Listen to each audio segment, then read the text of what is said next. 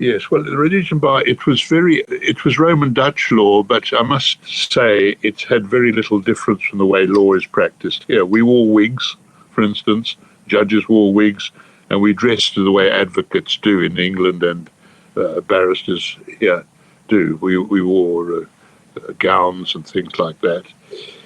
In Africa, in my time, well, until such time as there was independence came and Robert Mugabe came in as prime minister, things were, it was not all that different from here.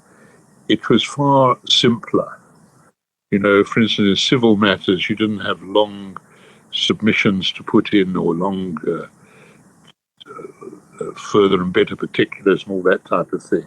They were simple. A civil case, or even a criminal case, very rarely lasted very long, more than a few days. But we didn't specialize, so we did whatever came along. I did a lot of crime, I did a lot of matrimonial and civil work, insurance stuff, that type of thing.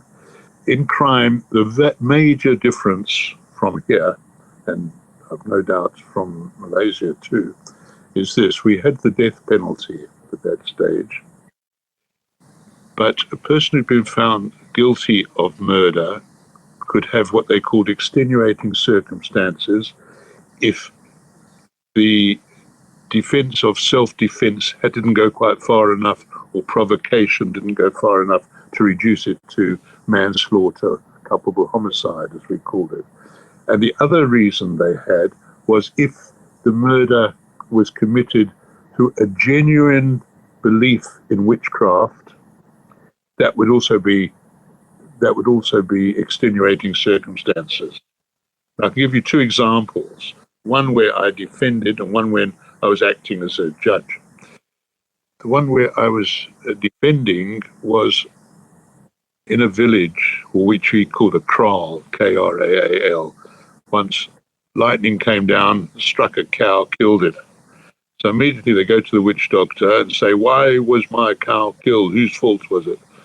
And the witch doctor would throw bones and look around, and then she pointed in a direction and said, it was her. It was her. So it was in a hut. And so they burned down the hut with the woman in it, killed her, and then all got on their bicycles and went off to the police station and say, oh, we've just done a great thing. We've just killed a witch. Anyway, they eventually get prosecuted for murder, but they get extenuating circumstance because they really believed it.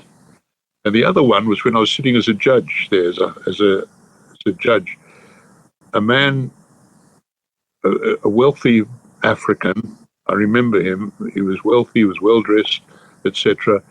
His son became very ill, and he'd taken him to a witch doctor, and the witch doctor said, you've got to feed him on the lungs of a certain tribe, person from a tribe. So they went out, killed the man, fed the lungs to his son, who incidentally survived, and then told the police what he'd done.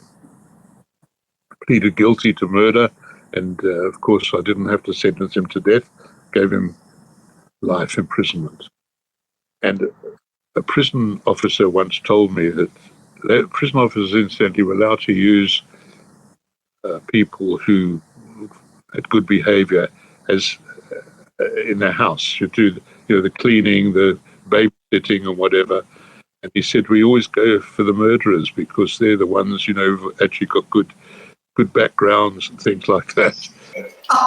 Go for the ones convicted of murder to look after our children.